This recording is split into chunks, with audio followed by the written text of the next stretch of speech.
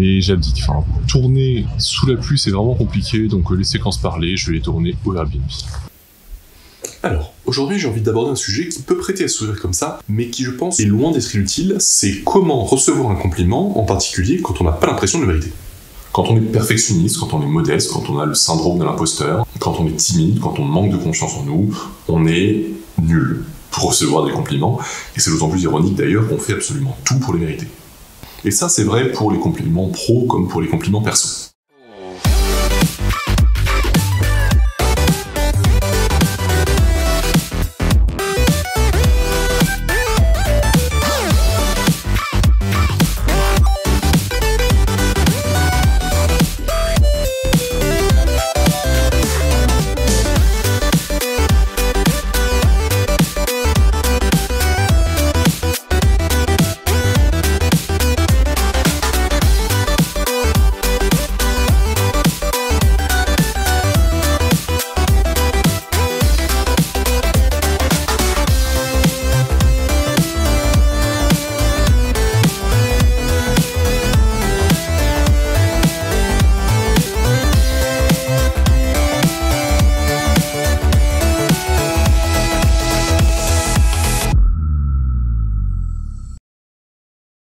Si on est nul pour recevoir un compliment, c'est parce qu'on n'est pas certain de le mériter.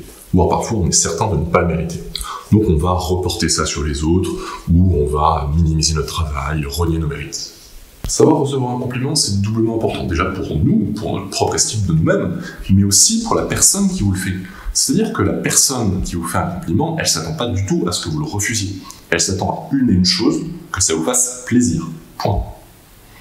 Et en refusant le compliment, on a l'impression de paraître modeste, sauf qu'en fait c'est rarement perçu comme ça. Ça peut être vu comme de l'ingratitude, ça peut être vu comme de l'auto-apitoiement, ça peut être vu comme un manque de confiance en soi, mais ça peut aussi être vu comme un manque de confiance dans la personne qui vous a fait le compliment, dans son jugement. Puisqu'en gros vous lui dites « Bon alors tu penses que je mérite un compliment, mais c'est parce que tu connais rien, en vrai je mérite pas de compliment. »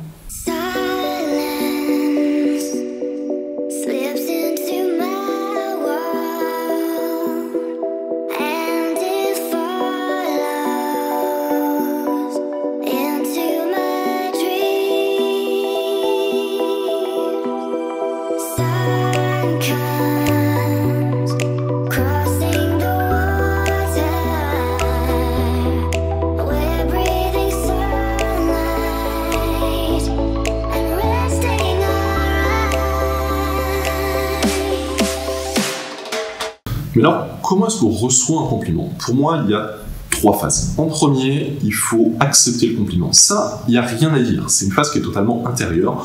Vous acceptez que si on vous fait un compliment, c'est que vous le méritez. À moins vraiment d'avoir volé, mais vraiment de manière malhonnête, le travail pour lequel on vous félicite. Ensuite, je remercie la personne qui vous fait le compliment, qui a su apprécier ce que vous avez fait, et aussi qui a pris le temps de vous le dire. Enfin, et seulement à ce moment-là, vous pouvez ouvrir. Vous pouvez rappeler que vous n'étiez pas le seul à travailler sur ce projet. Vous pouvez parler de tel modèle qui vous a inspiré. En bref, vous apportez du contexte. Du contexte, ça ne veut pas dire que vous vous dévalorisez. Ça ne veut pas dire que vous ne méritez pas ce compliment. Même si je sais que ça peut être tentant, et croyez-moi, je dois avoir 20 ans d'expérience dans le refus et la minimisation de compliments. Alors, prenons 2 cas pratiques. Le premier, on m'a demandé si j'avais été aidé par un pro pour réaliser la vidéo. Mon premier réflexe serait de dire « Bon non, je suis qu'un amateur, je suis très loin d'un résultat professionnel ». C'est évidemment la mauvaise réponse. Parce que, bien sûr, la personne qui me dit ça n'est pas un professionnel des vidéos.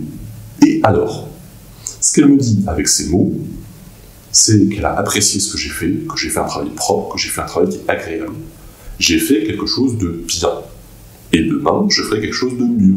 C'est pas grave qu'il y ait une marge de progression énorme que moi je vois très bien. J'ai fait quelque chose de bien, ça doit me satisfaire et je mérite ce compliment. Et il n'y a pas besoin de m'auto-flageller parce que j'ai pas atteint la perfection. De toute façon, on l'atteint jamais. Le deuxième exemple, c'est quand on me dit que j'ai du courage de parler de burn-out. Je me dis que non, enfin, j'ai pas eu l'impression d'avoir besoin de courage. J'en ai parlé parce que j'en avais envie, j'en ai parlé parce que j'en avais besoin. Sauf que c'est pas le sujet. C'est pas parce qu'on a envie de faire quelque chose, c'est pas parce qu'on a besoin de faire quelque chose, c'est pas parce qu'on demande de faire quelque chose que ça demande pas du courage en fait de le faire.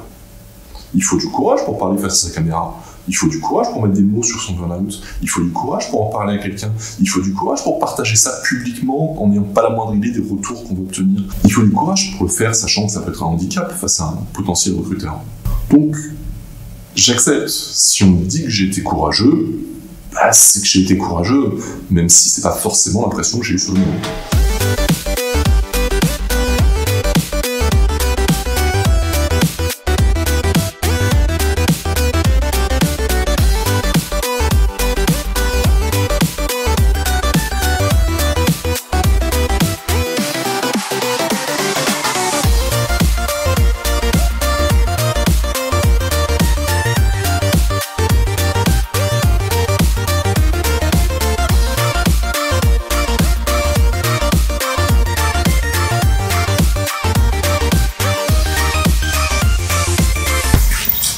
En conclusion,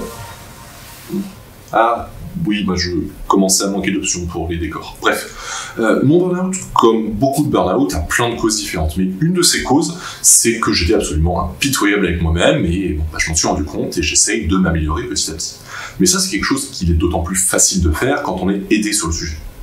Et ça tombe bien, parce que quand quelqu'un nous fait un compliment, c'est en fait une main tendue pour nous aider à surmonter notre manque de confiance en nous, pour sortir de notre perfectionnisme, parfois jusqu'au boutiste, on va pas se mentir. Donc, il faut savoir accepter cette main qu'on nous tend. C'est un premier pas vers une meilleure confiance en nous, une meilleure estime de nous-mêmes, de mieux savoir s'accepter et se pardonner. Et c'est aussi un pas vers l'autre qui nous évite de nous replier sur nous-mêmes. Donc, la prochaine fois que quelqu'un vous fait un compliment, ne répondez pas tout de suite. C'est probablement une bêtise. À la place, utilisez bien les 3 étapes qu'on a vues. Déjà, vous acceptez. Si on vous fait un compliment, c'est que vous méritez le compliment. Pas de discussion. Vous le méritez. Deuxième point, vous remerciez. Merci, ça me touche, vraiment ça me fait plaisir. Et ensuite, si vous voulez, vous ouvrez, vous apportez du contexte. Mais ça ne veut pas dire que vous méritez moins. On vous fait ce compliment, vous le méritez. Voilà, j'espère que ça peut vous aider. Moi, il est temps de sortir de la douche et d'aller sous la pluie.